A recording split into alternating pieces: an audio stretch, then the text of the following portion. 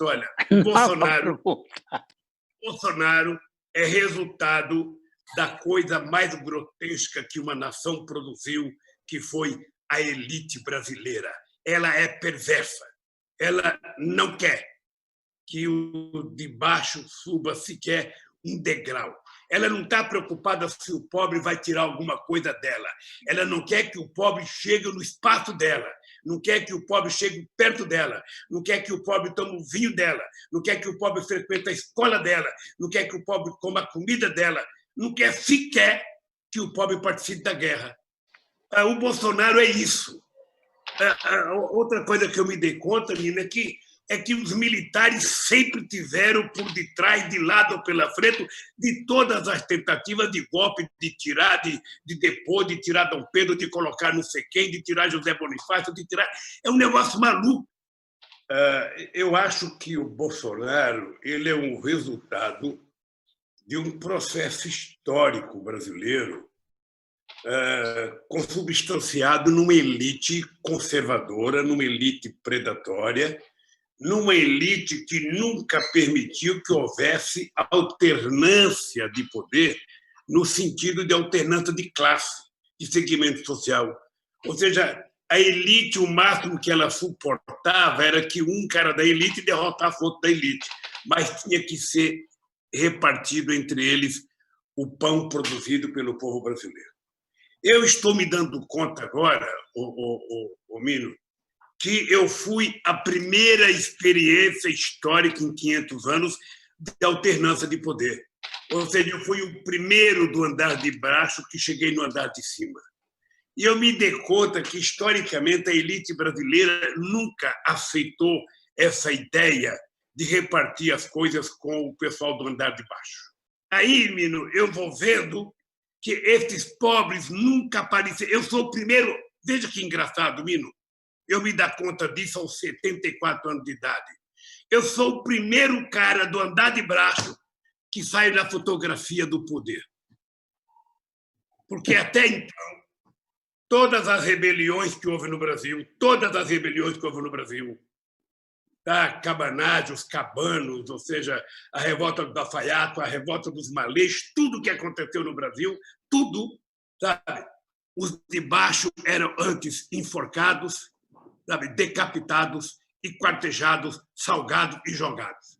Então, eu até me dou por feliz, porque eu não fui nem esquartejado, não fui jogado aos outros, mas eles conseguiram inventar uma coisa mais sofisticada para me pegar, que foi inventar uma denúncia de corrupção que, se juntar o Moro, o Ministério Público, o João Roberto Marinho, todos um dentro do outro, e forem tirar, sabe, de tudo deles uma parte boa, não tem um Lula de honestidade.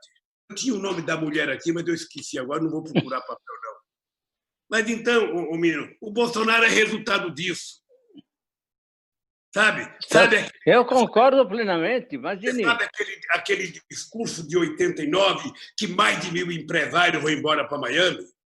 Você sabe aquele discurso de que o FMI não vai aceitar que o Lula ganhe as eleições? Uhum. Sabe todo aquele discurso de ódio, de medo, os estrangeiros não vão mais investir no Brasil? Tudo isso resultou no Bolsonaro. Ou seja, tudo pode nesse país, menos o PT. O PT cometeu uma barbaridade contra o país. O PT colocou jovens negros, meninas e meninos na universidade. O PT fez mais escolas técnicas em 10 anos do que eles fizeram em vários séculos.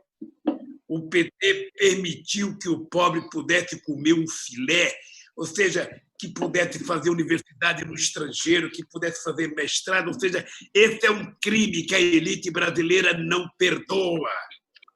E eu gosto da democracia exatamente pela alternância de poder. O povo tem direito de colocar um trabalhador hoje, colocar um empresário amanhã, colocar o índio depois da manhã, colocar um jornalista na outra eleição, mas a alternância de poder é saudável e é salutar para a democracia em qualquer país do mundo.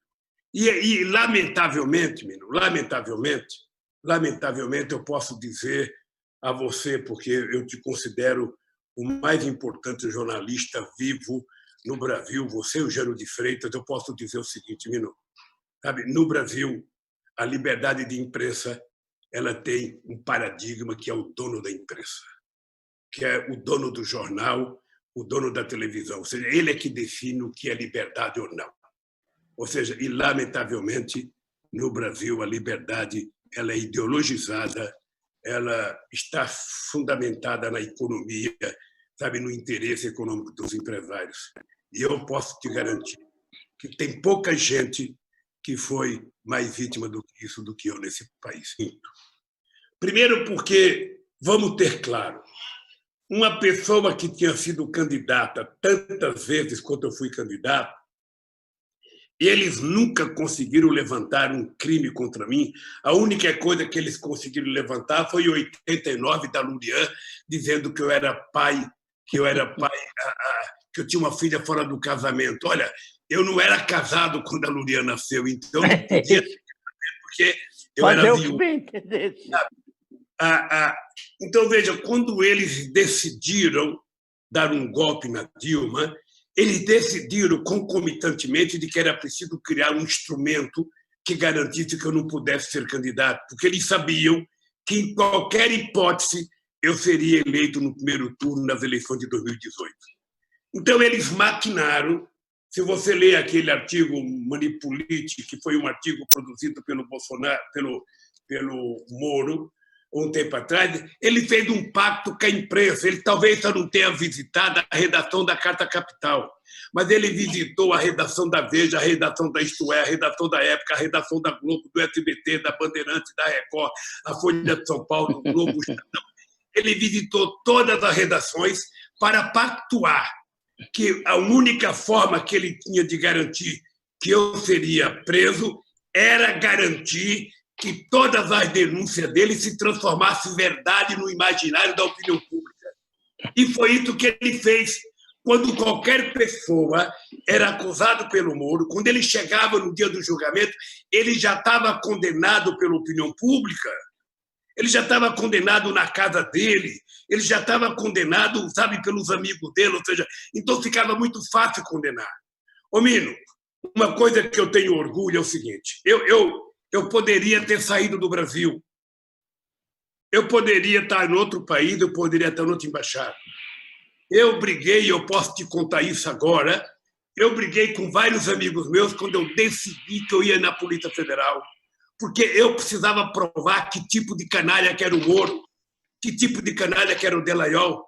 Eu precisava provar que eles eram mentirosos.